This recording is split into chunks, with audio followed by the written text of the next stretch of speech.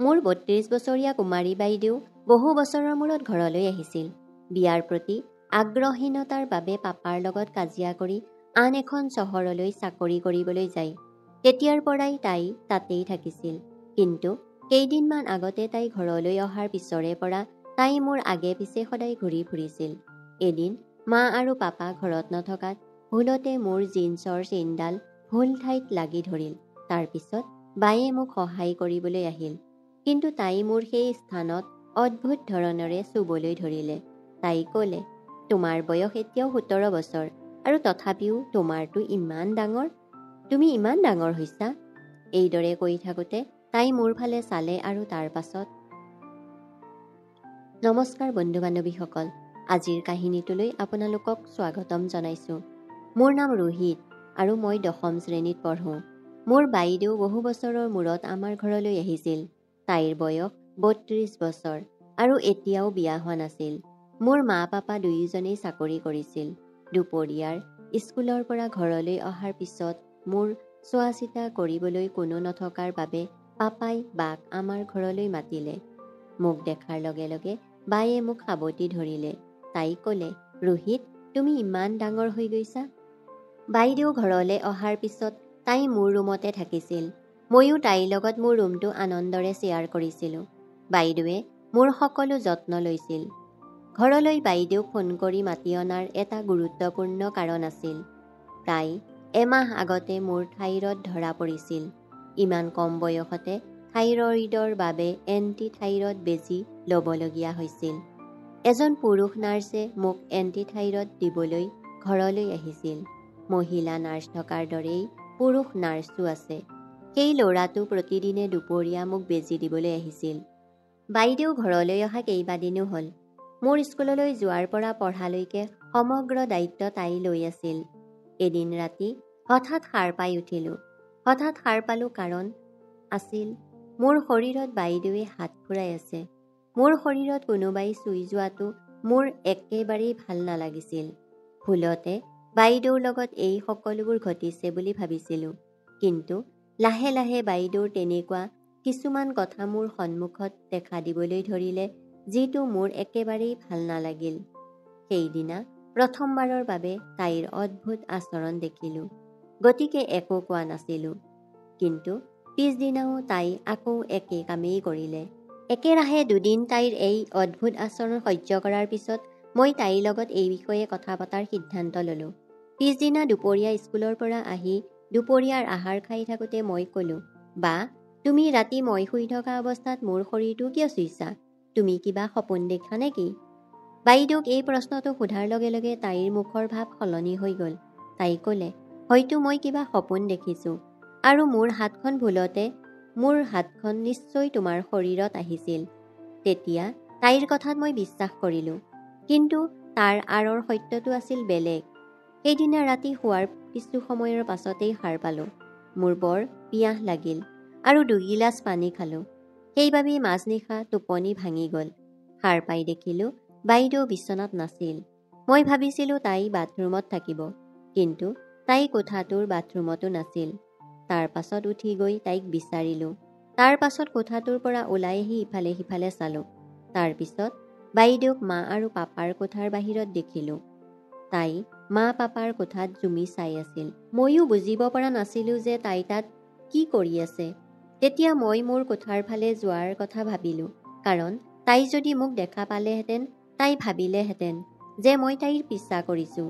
কিছু সময়ৰ পাছত তাই কোঠাটোত সোমাই আহিল।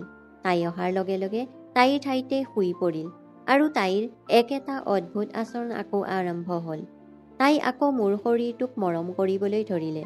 তাই কিয় ইমান অদ্ভুত আচৰণ কৰিছে মই বুজিব পৰা নাছিলোঁ। কিন্তু এটা কথা মই নিশ্চিতভাৱে বুজিলোঁ যে তাই মা আৰু পাপাৰ কোঠাত কিবা এটা দেখিছিল আৰু তাৰ পিছত মোৰ শৰীৰটোক মৰম কৰিলে। মোৰ বাইদেৱে মা আৰু পাপাৰ কোঠাত কিয় জুমি আছে, সেই কথা জানিবলৈ মোৰ ইচ্ছা বাঢ়ি আহিছিল। পিছদিনা বায়ে মোক পঢ়াই থাকোঁতে মই অকস্মাতে তাইক সুধিলোঁ, বা, তুমি ইমান ধুনীয়া, তথাপিও তুমি কিয় বিয়া হোৱা নাই? তাই কয়, আগতে মই ভাবিছিলোঁ যে বিয়াখন অতি মানসিক চাপৰ সম্পৰ্ক, অযথা ইয়াত কিয় জড়িত হৈ যাওঁ। কিন্তু এতিয়া ক্ৰমান্বয়ে বিয়াৰ প্ৰয়োজনীয়তা অনুভৱ কৰিবলৈ আৰম্ভ কৰিছোঁ। কিন্তু এতিয়া মোৰ বয়স হ'ল। মোৰ বয়সৰ সংগী বিচাৰি পোৱাটো অলপ কঠিন হৈ পৰিছে। বাইদেউৰ উত্তৰত মই তাইক আৰু কোনো প্ৰশ্ন কৰা নাছিলোঁ। তাৰ পিছত মই মনে মনে পঢ়িবলৈ আৰম্ভ কৰিছিলোঁ। কিছু সময়ৰ পাছত বেজী দিয়া দাদাজন বেজী দিবলৈ ঘৰলৈ আহিল। বেজী লোৱাৰ পিছত অলপ সময় মোৰ টোপনি আহিল। সাৰ পাই মোৰ বৰ ভোক লাগিল। মেগীৰ বাবে মোৰ মন আছিল। গতিকে বাক মোৰ বাবে মেগী বনাবলৈ ক'লোঁ। সেই সময়ত তাই মাৰ কোঠাত আছিল। সেই কোঠাটোৰ ওচৰলৈ গ'লোঁ। তাত মোৰ বাইদেউক বেলেগ ৰূপত দেখিলোঁ। তাই মাত্ৰ গা ধোৱাৰ পৰা ওলাই আহিছিল। তাই আইনাখনত নিজকে এনেদৰে চাই আছিল যেন তাই সেই কম বয়সীয়া ছোৱালীজনী। মই কোঠাটোৰ বাহিৰত থিয় হৈ আছিলোঁ। তাই নিজৰ ফালে চাই শেষ হোৱালৈ অপেক্ষা কৰি আছিলোঁ।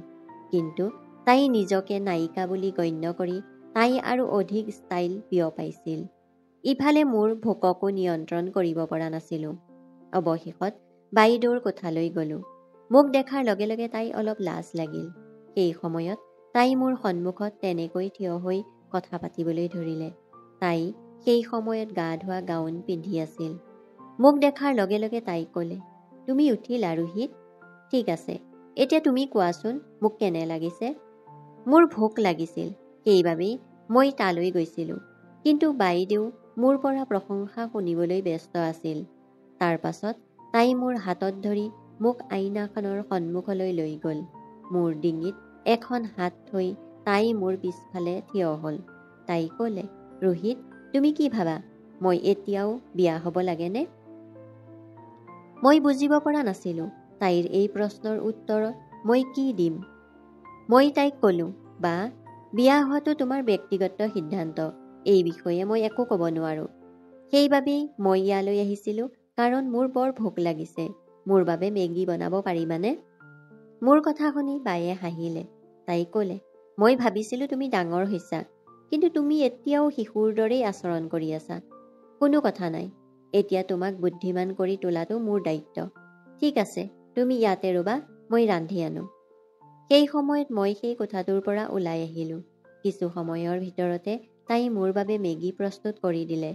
সেই নিশা মই সিদ্ধান্ত লৈছিলোঁ যে মই মা আৰু পাপাৰ কোঠাত ভুমুকি মাৰিম, কাৰণ মই জানিব বিচাৰিছিলোঁ যে বাইদেউ কিয় তালৈ যায়। ৰাতি শুই থকাৰ কিছু সময়ৰ পাছতে চকু মেলিলোঁ। পানী ক'ত আছে?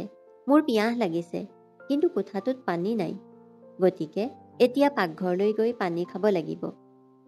মই ইচ্ছাকৃতভাৱে এই সকলোবোৰ গুণগুণাই আছিলোঁ, যাতে বায়ে ভাবিব যে মই সঁচাকৈয়ে পানী খাবলৈ ওলাইছোঁ, কাৰণ মই ভালদৰে জানিছিলোঁ যে তাইও সাৰ পাই আছে।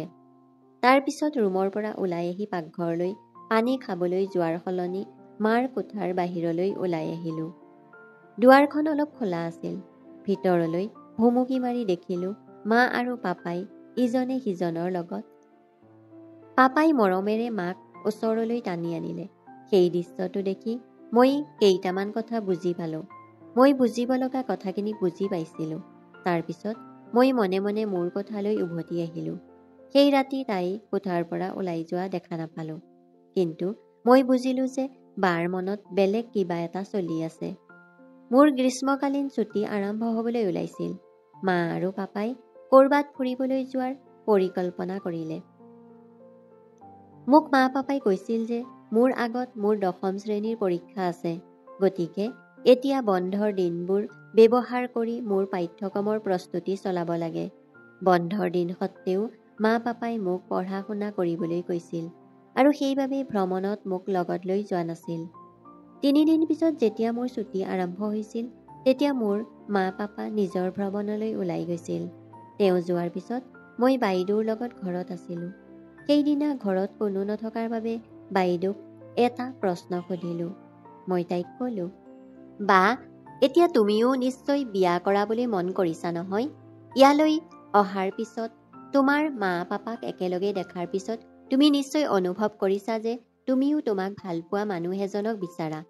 তুমিও তোমাক মৰম কৰিব পৰা মানুহ বিচাৰিছা নেকি? এই প্ৰশ্নটো সোধাৰ লগে লগে তাইৰ চকুৰ পানী ওলাই আহিল। তাই ক'লে, ৰোহিত, তুমি মোৰ মনৰ কথা সঁচাকৈয়ে বুজি পাইছা।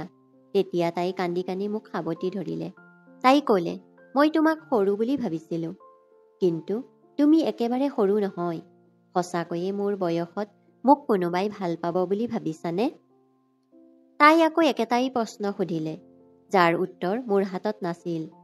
কিন্তু সেইদিনাৰ পৰা মোৰ প্ৰতি মোৰ বাইদেউৰ মনোভাৱ সলনি হৈছিল। সেইদিনাৰ পৰা বাইদেউ ঘৰত মাৰ ষ্টাইলিছ কাপোৰ পিন্ধিবলৈ আৰম্ভ কৰিলে। তাই ষ্টাইলিছ কাপোৰ পিন্ধি বিশেষকৈ তাই মোৰ পৰা প্ৰশংসা শুনিবলৈ আগ্ৰহী আছিল। কেৱল এয়াই নহয়, মোক আঁকোৱালি লৈ তাই ফটোও উঠিছিল। তাইৰ পৰা যি স্পৰ্শৰ অনুভৱ কৰিলোঁ, তাৰ পৰাই বেলেগ কিবা এটা দেখা গ'ল। তাইৰ হঠাৎ সলনি হোৱা মুখৰ ভাৱটোৱে আন কিবা এটা কৈ আছিল, যেন তাই মোৰ অপ্ৰয়োজনীয় সংকেত দিছে।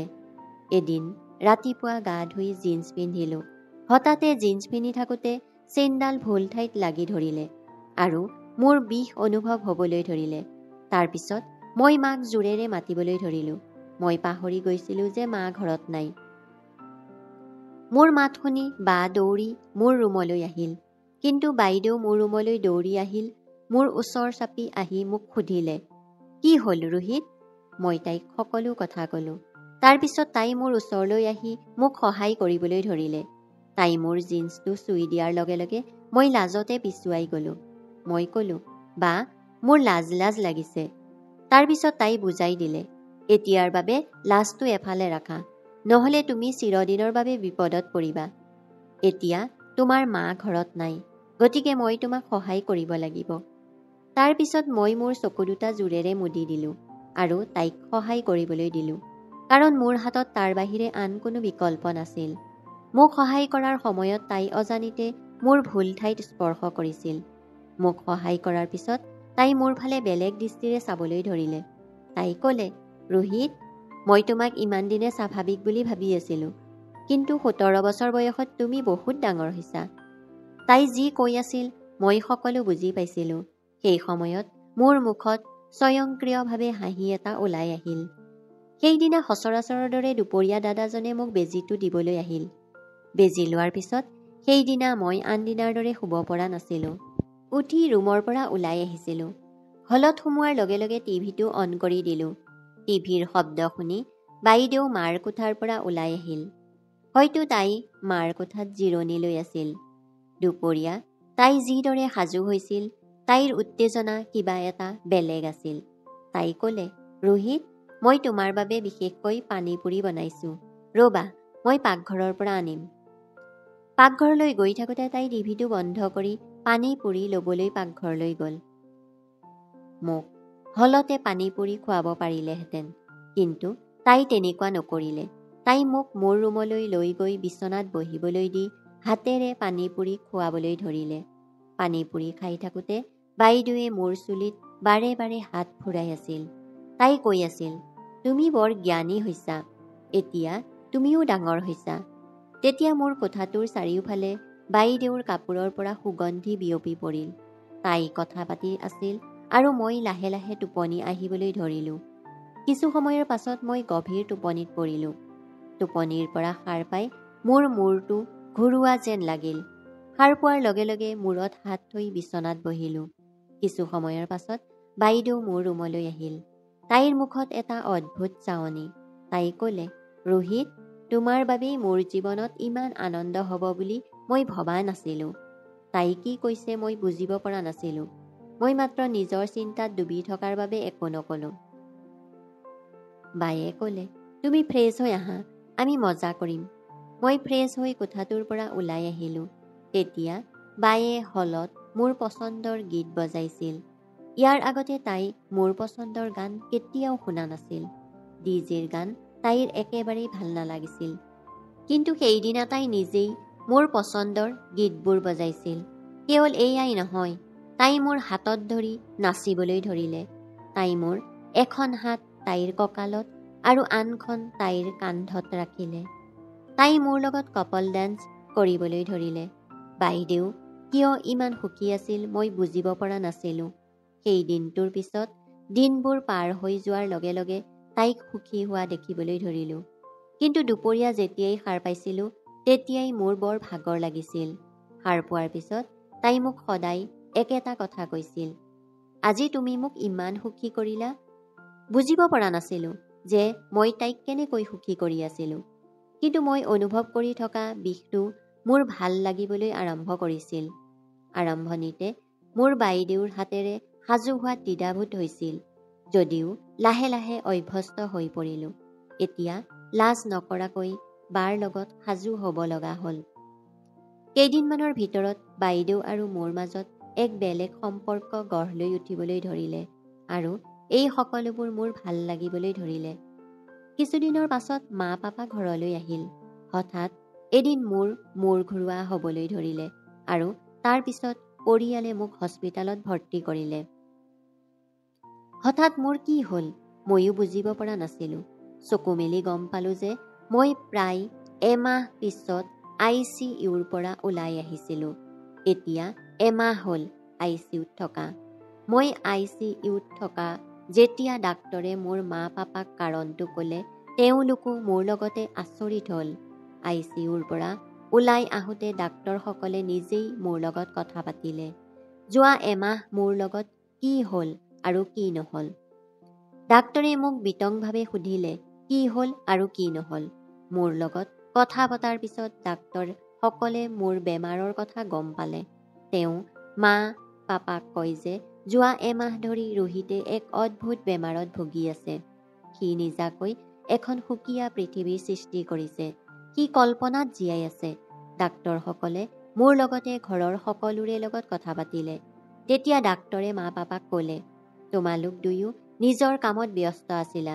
তোমালোকে নিজৰ বাবে সময় উলিয়াইছিলা, কিন্তু পুত্ৰৰ লগত সঠিক সময়ত কথা পতা নাছিলা। তোমাৰ ল'ৰাটোৱে আগতে নিজৰ লগত কথা পাতিছিল আৰু তোমালোকে গুৰুত্ব দিয়া নাছিলা। ইয়াৰ পিছত ৰোহিতৰ বায়েক ঘৰলৈ আহিল। ৰোহিতেও বায়েকক এজন মানুহৰ প্ৰেমত পৰা দেখিছিল। বেজী লোৱাৰ পিছত বেজী দিয়া ল'ৰাজনক লগত প্ৰতিদিনে বায়েকক দেখিছিল। এই সকলোবোৰ দেখি সি অনুভৱ কৰিবলৈ ধৰিলে যে প্ৰেম কেৱল ল'ৰা আৰু ছোৱালীৰ মাজতহে ঘটে। সেয়েহে ৰোহিতে নিজকে সেই ল'ৰা নাৰ্ছজনৰ ঠাইত চাবলৈ ধৰিলে। যেতিয়াই বায়েকক প্ৰেমিকৰ লগত দেখিছিল, সেই ঠাইতে নিজকে দেখিছিল আৰু এই সময়ছোৱাত সি ভুল পথত যাবলৈ আৰম্ভ কৰিছিল। মোবাইলত বেয়া ভিডিঅ' দেখি সিও বেয়া কাম কৰিবলৈ আৰম্ভ কৰিলে আৰু ইয়াৰ বাবেই সি ক্ৰমান্বয়ে দুৰ্বল হৈ পৰি গৈছিল। তাৰ পুনৰাবৃত্তিমূলক চিন্তাবোৰ, যাৰ বাবে তাক ICUত ভৰ্তি কৰিবলগীয়া হৈছিল। যোৱা মাহত যি হৈছিল তাৰ বাবে তেওঁৰ পৰিয়াল দায়ী। ডাক্তৰে মা পাপাৰ লগত কথা পাতি থাকোঁতে বাইদেউ তাতেই আছিল। তেনেতে বাইদেউৰ ডিঙিত মংগলসূত্ৰ দেখিলোঁ। মই তেতিয়া গম পালোঁ যে মই ICUত থকাৰ সময়ত মা আৰু পাপাই বাইদেউক তাইৰ প্ৰেমিকৰ লগত বিয়া কৰাই দিছিল। মোৰ অৱস্থা দেখি বাইদেৱে মোৰ ওচৰত ক্ষমা খুজিলে। তাই ক'লে, ৰোহিত, মই তোমাৰ খবৰ ল'বলৈ আহিছিলোঁ, কিন্তু ময়ো নিজৰ পৃথিৱীত হেৰাই গৈছিলোঁ। ময়ো অকলশৰীয়া আছিলোঁ।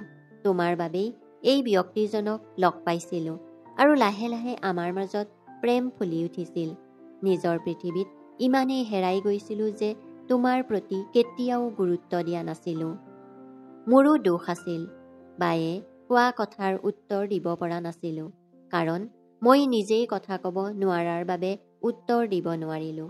মোৰ নিজেও কোনো ধাৰণা নাছিল যে মোৰ কি বেমাৰ হৈছে। মোৰ অসুখৰ কথা মা পাপাই গম পোৱাৰ লগে লগে সেইদিনাৰ পৰা মোৰ যত্ন ল'বলৈ ধৰিলে, মোৰ লগত কথা পাতিবলৈ ধৰিলে।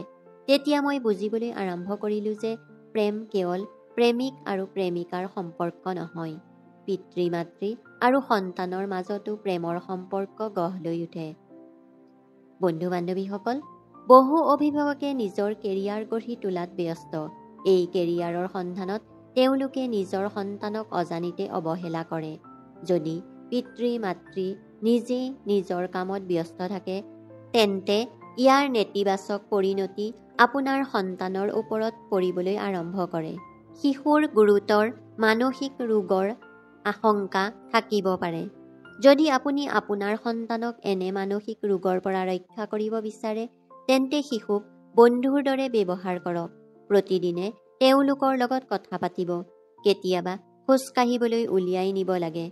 প্ৰতিজন অভিভাৱকৰ বাবে তেওঁলোকৰ সন্তানেই আটাইতকৈ ডাঙৰ সম্পদ। পিতৃ মাতৃয়ে এই কথা কেতিয়াও পাহৰিব নালাগে। গতিকে বন্ধু-বান্ধৱীসকল, আজি আমাৰ এই কাহিনীটো কেনেকুৱা লাগিল কমেণ্ট কৰি জনাব। যদি আপোনাৰ ভাল লাগিলে লাইক কৰিব, শ্বেয়াৰ কৰিব আৰু চেনেলটো ছাবস্ক্ৰাইব কৰিবলৈ নাপাহৰিব। ধন্যবাদ।